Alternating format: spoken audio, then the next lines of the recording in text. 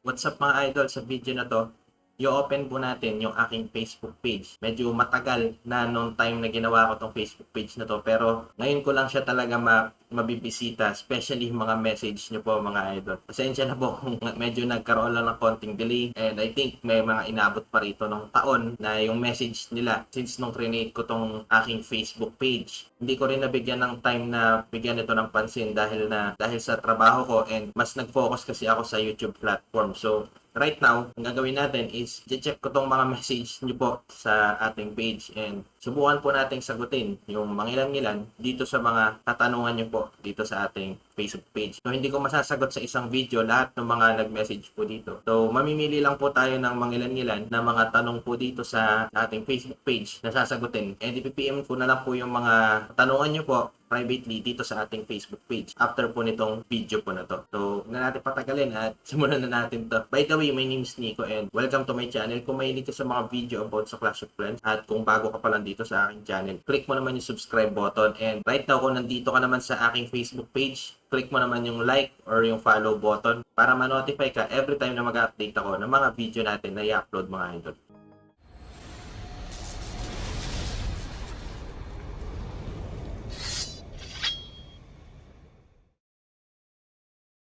So ngayon, pumunta po muna tayo dito sa Facebook page. So ito po yan, yung aking Facebook page. So talagang yung itsura niya, lumang-luma talaga, di ba?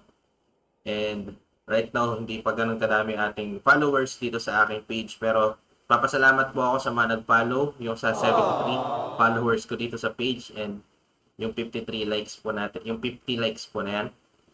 So yung huli kong post is no October 2022 pa. Diba? Nung kakalabas lang yata nito ng Town Hall 15. So, ito po siya. So, punta po tayo dito sa ating message or yung ating parang messenger. Meron dito mga tad-tad na mga messages. So, hindi ko masasagot ng minsanan lahat to.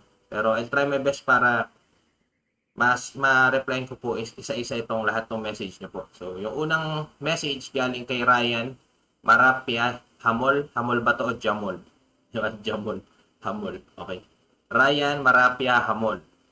Tapos sabi niya, "Hello sir, magpapatulong mo lang po sana ako mag-access ng unlock code. Na-ban po kasi ako. Na-ban daw siya." So, nag-send pa siya ng picture, and yung picture niya, yan niya. Kalagay, "Enter unlock code here. Your account has been locked for security reasons. Enter unlock code to recover your account." So, para ma-unlock po yung account na ganito, yung mga lock account. So, usually kaya nagkakaroon ng mga lock account na ganito is na-report na po kasi itong account na to. Ibig sabihin, halimbawa ako, may naglalagin ng account ko na hindi ko alam na halimbawa na ipagamit ko sa iba. Tapos gusto kong ihinto na yung, kasi kapag naglalaro ako, nai-interfere o naaabala yung paglalaro ko. Naglalaro biglang ilalagin ng iba. So another village has been connected, parang gano'n. Ang gagawin ko, i-report ko na ilock yung account. So kapag nalock na yung account, kagaya nitong kay Ryan, yung code na gagamitin para sa pang-unlock ng account na to is makikita siya dito kung saan ka nag-report sa help and support. May mag-notify dyan na parang red na button. Tapos, doon mo makikita yung code na isa-send sa'yo ng Supercell o ng Clash of Clans. So, kapag wala dito, pwede rin mo siyang makita doon mismo sa exact email address na kung saan nakakonect yung iyong Clash of Clans account sa iyong Gmail account o sa iyong email account. Doon mo makikita yung pang-unlock na code. So, bali, doon lang yun. Doon mo lang siya makikita. It's either dito sa help and support, magna-notify dito, makikita mo yon kapag nag-login ka ng ibang account, tapos yun yung ginamit mo pang report. Halimbawa, itong ginagamit ko ngayon, account B, tapos in-report ko si account A kasi si account A yung nakalock. Ang mangyayari, yung notification, mapupunta dito sa account B. Dito siya sa help and support. Makikita ko na okay na yung account mo. Ito na yung unlock code. Ito yung code na gamitin mo para ma-unlock yung account na to. So, kung wala dito, gaya ng sabi ko kanina, i-check nyo po doon sa email kung saan naka-connect, naka-Supercell ID Connect o naka-Google Play Connect yung inyong Clash of Clans account. So, ganun lang po yung gagawin mo dito, Sir Ryan. Ganun lang po siya kasimple. So, wag po kayo maniniwala sa mga code generator na galing sa ibang website na hindi galing sa official na website ng Supercell o dito mismo sa loob ng Clash of Clans. Kasi kapag nag-input ka na nag-input ng mga maling code dyan sa account na to, chances pwedeng malak ng tuluyan yung iyong account o pwedeng ma-permanent ban pa. Instead na manghula ka, ang gawin mo, i-report mo na lang siya dito. Sasabihin naman nila sa iyo yun as long as ikaw talaga yung rightful owner ng account. So, ganun lang po siya kasimple. So, I think hindi naman naban yung account mo. Siguro nilock lang nila to kasi nga, chances baka mayroong mga code na pilit itinatype dito sa account mo tapos hindi siya nagtutugma. Kaya ang ginawa nung Supercell, ginawa niya o nung Clash of Clans, blinak niya yung account para yung rightful owner, ikaw mismo yon, kung ikaw yon, di ba? Kung ikaw mismo yung may-ari ng account, hawak mo yung original na code, may input mo siya dito, ma-unlock mo yung account. So, sa tingin ko hindi naman to ban, hindi naman to na ban kasi kung ban, talagang didiretso ka sa sa Supercell. Try to explain yung mga bagay-bagay na kung bakit ka na-ban. Ipaliwanag mo na dapat hindi ka ibinan kung hindi ka naman gumagawa ng illegal dito sa game o dito sa Clash of Clans, di ba? Pero kung hindi mo pa rin ma-access itong account lock na to, Ryan Marapia Hamol, ang gawin mo dito, dumiretso ka na, i-click mo na tong help and support. Yung dito sa may yan, yung may help and support na yan, dito sa may picture na isinad mo sa akin. Tapos, dun ka na mag-file ng mga information, dun mo isasabihin lahat. Tapos, magre-request naman sila sa iyo ng mga kailangan mo ng mga kailangan mo ibigay sa Supercell para matulungan ka nila ma-recover yung account mo. So, personally, ako po, hindi ko po kita matutulungan dito kasi ang makakatulong lang talaga sa iyo dito, yung sarili mo at saka yung Supercell.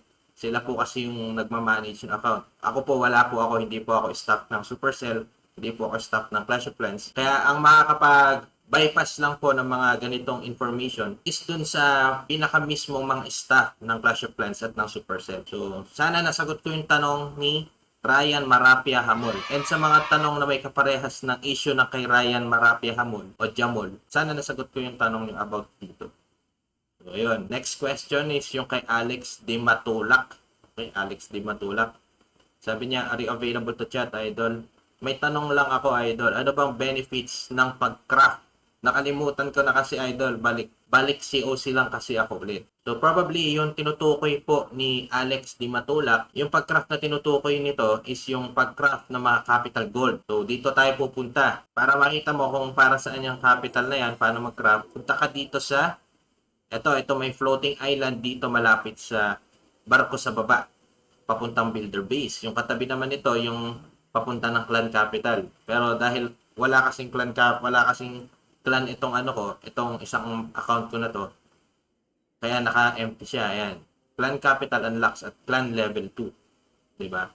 Level 1 lang kasi yung clan nitong extra account ko na to. So, yung pag-craft na hinahanap mo, dito mo siya makikita sa floating island. So, click mo lang yan. Tapos, ayan, dito. Ma-unlock mo yung craft na to once na nag-Town Hall 9 ka na. Unlocks at Town Hall level 9. So, pag nag-Town Hall level 9 ka, may lalabas dyan na craft capital gold o yung mag-forge ka ng capital gold. Tapos, dapat may enough resources ka. Tapos, meron kang available na builder para makapag-craft ka dito ng capital gold. So, yun po yung tanong ni Alex Di Matulak. Dito naman tayo sa tanong ni Payangaw. Sabi niya, magandang gabi, idol. Pa-recover sana. Clash of Clans ko, bayad lang ako, idol. So, personally, ako po hindi po ako tumatanggap ng bayad about regarding sa ganito. Pero, ang ginagawa ko po is, sinishare ko lang po yung aking idea regarding sa mga ganitong klaseng issue para makarelate po yung mga may same situation kagaya ng mga na-experience ko. Sa totoo lang, ang pagre-recover talaga ng account, didepende po yan sa owner ng account. Sa'yo, didepende yan sa'yo. Kung paano mo siya i-report doon sa staff o sa kung paano ka magpa-file ng ticket sa Supercell o kaya sa Clash of Clans. So, punta ka lang doon sa help and support tapos nandun na lahat ng mga information. Susundin mo na lang siya. Yun din, gaya na sabi ko, kapag about sa recover ng account, about sa recover ng mga na-hack, na-ban, mga na-block, mga na-block account, na-lock na account, mga ganyan. Ang lang po yan, ang makakatulong lang po talaga sa inyo yan is yung kayo din po at saka yung pinaka-staff ng Supercell, staff ng Clash of Clans, kung paano po kayo makikikoordinate dun sa mga staff po na yun. So, direct from their official website, dumiretso po kayo dun. Dun nyo po i-report lahat ng mga concern about sa mga pag-recover ng account. Kasi ako personally, kaya sabi ko, hindi ko talaga maano yan ng na step by step na ganito gawin mo na ganito. Kasi minsan magkakaiba yung mga tanong, magkakaiba yung hinihinging information, depende sa kung paano ka ba na-ban, kung paano ka ba na-lock account, kung paano ka ba na-hack. Depende po 'yun. Kaya wala siyang stable na information na i-send natin na step by step na guide para ma-recover po natin yung account mo. Magdedepende po talaga 'yon kung paano 'yung nangyari doon sa account mo.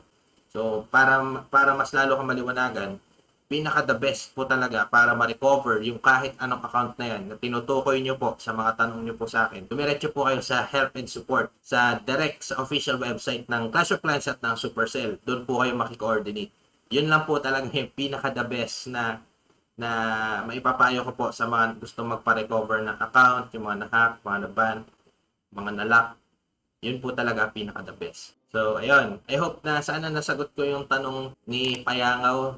Pasensya na kung sa tingin nyo lack of information yung binibigay ko. Kasi gaya nga ng sabi ko, regarding sa mga ganitong klaseng issue sa mga recovery ng account, ang makapag-recover lang po talaga nito is personally kayo po. So, diretso naman po tayo dito kay Alvin Abante. Boss, paano ko ibebenta account ko sa Clash of Clans? 5 pa account ko. Yun yung sabi ni Alvin Abante. Alvin Abante, sa pagbebenta po ng Clash of Clans account, matik naman kasi yun kapag nagbebenta ka, naka Google Play Games connected po yung account. Kung naka Supercell connected, so kahit yun lang, basta meron kang email, connected yung account mo, dun sa email mo, madali mo na po yung maibebenta. Even kahit na sabihin natin na hindi talaga ina-acknowledge ng Supercell, ng Clash of Clans yung pagbebenta ng account kasi merong mga exclusive na information na ang nakakaalam lang is yung nag-create ng account.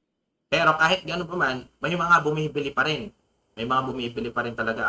May mga kakilala talaga ako na magbabuy and sell sila ng mga accounts, ganyan. Bibili nila ng mura, lalaroin nila ng konti, tapos iaayos lang nila yung mga dati ayos. Tapos right after nun, bebenta nila ng mas mahal. So magkakaiba yung presyo, depende kasi sa pag-uusap yan ng buyer at ng seller. So ganon, yung iba talaga kaya naman sila bumibili ng account kasi gusto nila ng maraming accounts. Parang not enough sa kanila isang account na laruin. Yung iba naman kaya bumibili ng account kasi ayaw na nilang daanan yung process ng paglalaro. Gusto nila max na kaagad. So yung tanong ni Alvin Abante na, boss, paano ko ba mabibenta yung account ko sa Clash of Clans? 5 po yung account ko. Pinaka the best po yan, sir, kung ibebenta niyo po yan. Pinakamaganda, try mo muna siya i-post sa mga Facebook page ng mga buy and sell na account ng Clash of Clans. Pero as much as possible, kung magbebenta ka ng account, be wise sa iyong mga customer. Kasi may mga customer talaga na, di ba, mayroong mga tao talaga na manloloko. So, yun po yung iiwasan po natin. Ikaw, kung magbebenta ka ng account, Alvin Abante, try to protect your information. At maaari, ibahin mo siya. Tapos, yung information na yun, in general, dapat pwede siyang nalalaman ng marami. Ari yung password mo, yung birthday mo, mga ganyan, etc. Pero pinaka the best, kung magbebenta ka ng account, as ikaw yung seller, mag-meet up na lang po kayo kung sino man yung magiging buyer mo. As much as possible, kung pwede, makuha mo muna yung bayad, yung payment, before mo ibigay yung iyong account dun sa buyer. Kasi ang mangyayari kapag yung buyer, ibinigay na ng seller yung account sa buyer without the payment, lalo na kung hindi kayo nag-meet up, tapos walang binigay na pera agad yung buyer dun sa seller, chances pwede kang scam. So, yun yung sinasabi ko. Yun yung iniiwasan po natin. So, bukod pa doon, gusto kong sabihin na hindi lang yung account ng Clash of Clans ang pwedeng ma-scam sa'yo. Ang pwede pang makuha sa'yo is yung mga personal information mo. Halimbawa, yung buyer mo pala is hacker. Tapos, nagpapanggap lang na Clash of Clans account lang yung pakay niya sa'yo. Pero, he or she will try to log in your halimbawa, yung social media account like Facebook account using the same email and password. Pwede kasing mangyari din yung ganun. So, yun yung isang iniiwasan natin na ma-access pa yung iba mo pang account liban pa sa iyong email. Kasi usually ang email account natin, yan yung root ng lahat ng ginagamit natin ng social media account natin. So, kung na-access yung iyong email account na iyong binenta na nakakonect, kung saan nakakonect yung iyong Clash of Clans account, pwede niyong gamitin yun to log in your personal social media account. So, yun yung iniiwasan natin. Pero, kaya gaya sabi ko, kung halimbawa, titinda ka, palitan mo talaga lahat, password, yung kung ano-ano, before mo i-dispose yung account sa iba. Pero hindi po natin tinotolerate yung pagbebenta talaga ng account. Well, sinasagot ko lang yung tanong ni Sir Alvin Abante. Pero nandito kasi tayo sa Pilipinas na kung saan talaga yung mga Pilipino talagang gumagawa sila ng paraan para magkapera sa iba't ibang klaseng paraan. So hindi lang dito sa Pilipinas, actually sa ibang bansa din, sa mga Indian country. May mga na-encounter din ako na nagbebenta ng account sa ibang bansa. Hindi lang dito sa Pilipinas. So be wise, dapat wag kang magpapaloko, 'di ba? Kasi the moment na nakuha mo na yung bayad dun sa buyer, anything na hingin sa na information nung buyer regarding dun sa account na yon, kailangan mo i-provide email, password, etc. Diba? Kailangan mo i-provide yon para wala ring masabi yung buyer sa'yo. Dapat hanggat maaari, makuha mo muna yung bayad bago mo ibigay yung account. Kasi wala kang assurance na makukuha mo pa yung bayad kapag binigay mo na yung account. Pwede ka nang pwede na niyang magamit yung account mo, pwede na niyang ma-hack yung account mo. Pag nalaman na yung email mo, nalaman na niya yung password ng email mo, tapos alam na niya yung contact na nakalink dun sa email mo, wala ka nang laban dun. So, sa mga seller naman, kagaya mo Alvin Abante, wag namang abuso na kapag nakuha mo yung payment, bigla mo hindi ibibigay account. Pag nanakaw naman po ang tawag doon, ikaw naman ang lalabas na scammer. Sa mga buyer naman po na account, ganun din. Hindi lang si seller yung pwedeng maagrabyado. Kahit si buyer. Kasi merong mga scammer din po na seller na ipapakita nila account, etc. Ganito yung account ko, max base ako. Ganyan, maraming skin. Tapos once na sinabi niya legit buyer ka ba? Sige, kung legit buyer ka, magbigay ka muna ng pera. So ito namang buyer, since tiwala dun sa seller at mukhang nagpadala ng pera ngayon. Tapos yung pagkapadala niya ng pera, bigla na siya i-block sa Facebook. Wala ka ng laban doon. So kung ikaw mismo ang buyer, may trust issue ka doon sa nagbebenta, as much as possible, meet up na lang. So yun lang yung maipapayo ko sa mga nagbabuy and sell ng account. Mag-iingat po kayo, mapa-buyer ka man, mapa-seller ka man. Mag-iingat po kayo sa pagbebenta ng account kasi ang binebenta nyo po hindi lang mismo yung account, kundi ang binebenta nyo po is yung mismong information na nilagay nyo po doon sa inyong email, doon sa inyong email account. Right now, dito naman tayo kay MD Saddam Hussein. Grabe yung pangalan nito. Parang terorista, di ba? Hi, brother, help me. My account permanent ban. Account recovery. My haired place, brother. Ba't ganito yung Ba't ganito yung chat niya? May give me screenshots. You check. Your check. Nabubulol ako sa message niya. So, eto. Nakalagay dito, your account has been banned permanently due to account phishing attempts. Okay. Pag sinabing phishing, meaning, ayan, sabi dito, pag sinabing phishing, the practice of tricking internet users, yung mga nanguhula, as through the use of deceptive email messages or websites into revealing personal and confidential information which can be used illicitly. Hindi talaga, sa tingin ko lang naman meron tong trinatry na i-login na account.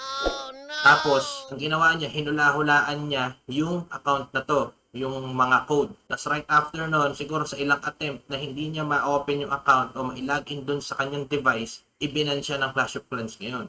Yung walang kamalay-malay na halimbawa, ako yung akin yung account na yan. Wala akong kamalay-malay na inilalagin yung account ko. Chances pwedeng maban yung account.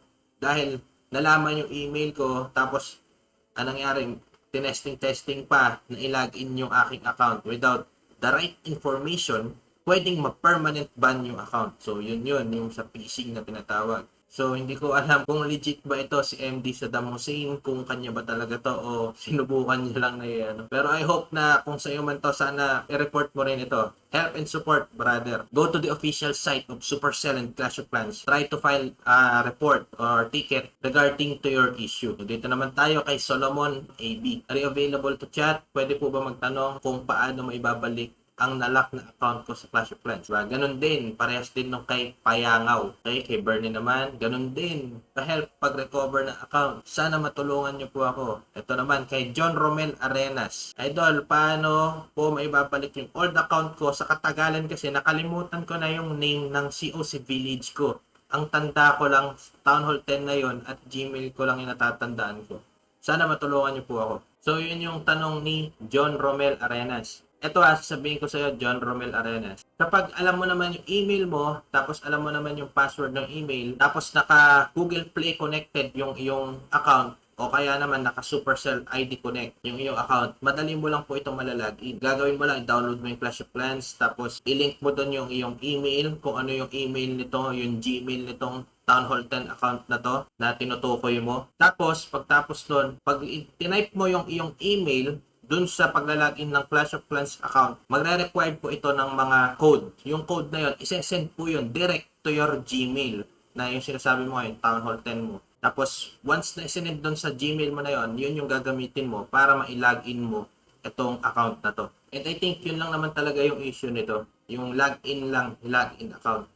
So, kung naka-connected yan sa Google Play connected o kaya naka Supercell ID connected yung account mo, madali lang po yung issue na ito.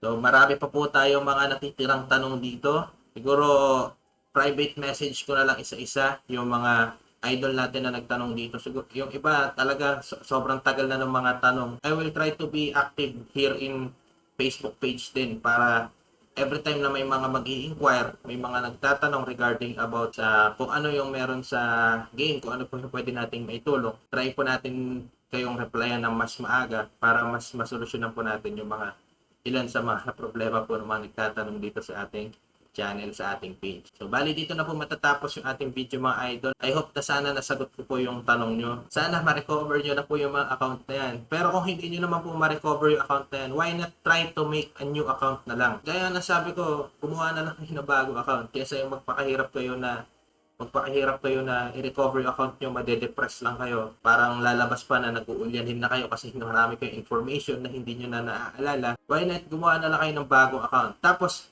kapag nakagawa na kayo ng bagong account, try to play it along the way. Makikita mo na mas madali na maglaro ng Clash of Clans ngayon compared nung mga unang panahon talaga, di ba? Sobrang dami na kasi talagang bago ngayon sa Clash of Clans kumpara nung mga naunang panahon ng paglalaro ng Clash of Clans.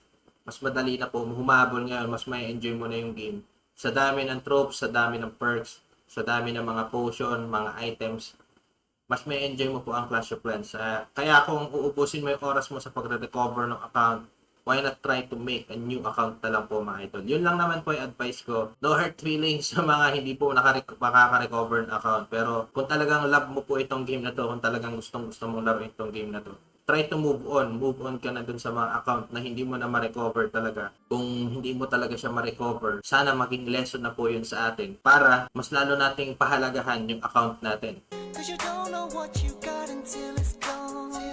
Kumuha tayo ng mga documents na doon natin isa-save lahat ng ating mga important information. So, yun lang po mga idol. Salamat po sa panonood. Dito na po matatapos yung ating video. My name is Nico. This is my first time na mag-upload ng video sa Facebook page. So kung pinapanood mo pa rin po ito ngayon sa time na to, salamat po sa panonood. Kung nagustuhan nyo po itong video na to, like and share nyo na rin. Kung may mga tanong, suggestion, or reaction po kayo ay pwede nyo po yan i-comment sa baba. And I'll try my best para replyan ko po kayo isa-isa. At pwede nyo rin po kayong mag-message dito sa ating Facebook page. Kung maluwag po ang ating oras, I hope na ma-replyan ko po kayo ng mas maaga. Hindi po kagaya nung ganitong nangyari. Dahil ngayon ko lang talaga na-asikaso itong aking Facebook page. And soon sana makapag-live na rin ako makapag-live stream na din ako dito sa ating Facebook page para masagot natin on the spot yung mga idol natin na nanonood dito sa ating channel, sa ating page. Mag-iingat po kayo palagi. See you sa mga next videos. God bless. Bye-bye.